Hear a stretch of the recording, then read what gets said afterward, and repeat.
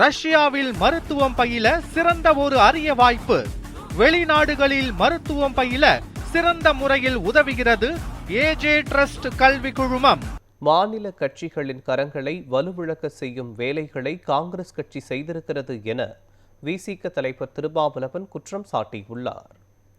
டெல்லியில் நடைபெற்ற இந்தியா கூட்டணி கூட்டத்தில் பங்கேற்ற அவர் நடந்து முடிந்த மாநில தேர்தல்களில் காங்கிரஸ் கட்சியின் செயல்பாடுகள் திருப்திகரமாக இல்லை என தெரிவித்தார்.